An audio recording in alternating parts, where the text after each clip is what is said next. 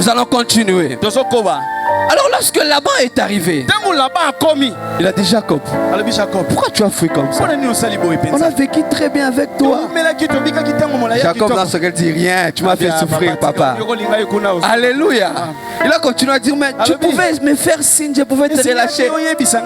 Rien papa, tu vas me dire seulement comme ça, mais je ne suis pas sûr. Alléluia. Et il a dit, bon, il fallait peut-être me laisser même saluer mes filles pour la dernière fois. Il a dit, rien papa, tu allais même me prendre à tes filles. Alléluia. Il fallait que je parte seulement de cette façon. Jacob s'est levé sans même Kolaka. Pourquoi? Parce qu'il y avait une révolte en lui. Il a compris que si je reste dans cette maison, personne ne viendra me sauver. Je suis la seule personne qui doit me sauver de cette situation. Est-ce que je parle à quelqu'un? Amen. Et lorsque Laban lui a dit, bien sûr tu es parti, ça ce n'est pas grave. Mais pourquoi tu as pris mes dieux? Mais Jacob s'est dit, mais je n'ai pris que ce qui m'appartenait. Et la Bible dit même que Jacob a pris tout ce qui lui appartenait. Il ne savait pas que sa femme avait pris autre chose. Et il a dit à son beau-père, vas-y, contrôle si tu trouves ce que tu cherches. Que d'abord la malédiction tombe sur la personne qui a fait cela. Alléluia. La Bible dit qu'on n'a pas lu, la Bible dit qu'il a essayé de chercher, il n'a pas trouvé. Sa fille était en train de cacher cela afin qu'il ne puisse voir les détails de ton épargne. Et Laban n'a rien trouvé. Il a séjourné juste à côté de Jacob. Lorsque nous sommes en train de lire cette portion des Écritures, on comprend une pensée très profonde. Rachel avec son époux souffrait dans la maison de son père. Jacob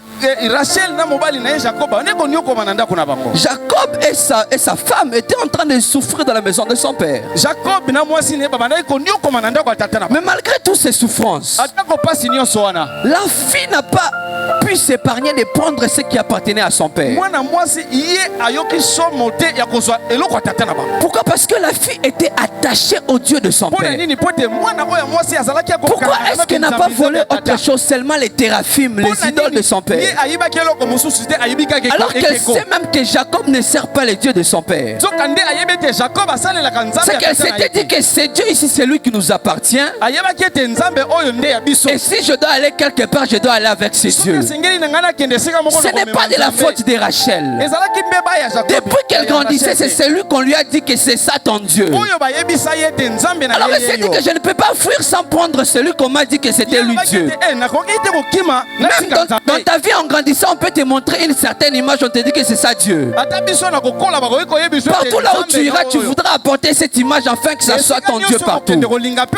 C'est légitime que tu fasses cela. Mais c'est de l'ignorance parce que tu ne sais pas que ça, ce ne sont que des idoles. Et à cause de ces téraphimes, cela a causé préjudice à Jacob. Peut-être si Laban avait retrouvé ces téraphimes, il n'allait pas poursuivre Jacob. Il pouvait laisser parce que tout ce que Jacob avait pris lui appartenait. Jacob s'est rassuré de ne pas avoir un problème avec son beau-père. Mais sa femme n'a pas pris soin de cela. C'est pourquoi j'aimerais dire à quelqu'un, il est très important lorsque tu es en train de marcher. Rassure-toi de marcher avec les dieux qui adorent le même Dieu que toi. Parce que si tu prends des dieux qui adorent d'autres, des personnes qui adorent d'autres dieux, certaines choses dans ta vie ne seront pas en train de marcher, toi tu ne le sais pas. Mais c'est à cause des personnes avec qui tu es qui n'adorent pas ton Dieu. C'est à cause des personnes avec qui tu es, ils sont encore dans l'idolâtrie. Tu es conscient que tu sais réellement Dieu. Mais tu vois qu'il y a tellement de combats et de problèmes qui viennent toujours dans ta vie. Pose-toi une minute, mais dis-toi qu'est-ce qui ne va pas. Et regarde bien ton entourage. Peut-être qu'il y a quelqu'un qui n'adore pas ton Dieu. Peut-être qu'il y a quelqu'un qui a amené des choses, des valeurs que toi tu n'honores pas. Est-ce que je parle à quelqu'un? C'est que Rachel, à cause de ces dieux, il a créé un combat inutile à Jacob. Un combat qu'il pouvait éviter. C'est pourquoi lorsqu'on vous dit d'être chrétien entre chrétiens, il ne faut pas d'abord lapider les pasteurs. Ce qu'il essaie en train de vous dire, c'est que l'eau et le feu ne marchent pas ensemble. Au fil de votre route, le feu s'éteindra et l'eau prendra la tête sous le feu. Alors l'un des secrets pour te préserver ton Dieu et l'alliance que tu as avec Dieu, c'est aussi de bien choisir les personnes avec qui tu marches dans la vie. Et chaque vie, chaque destinée est attachée de grandes choses.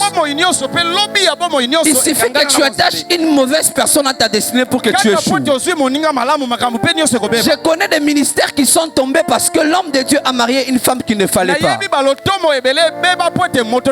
Je connais des familles qui se sont séparées parce que peut-être l'aîné a marié une femme qu'il ne fallait pas. Je connais des entreprises qui sont tombées parce qu'on a engagé une certaine personne qu'il ne fallait pas. Est-ce que je parle à une personne?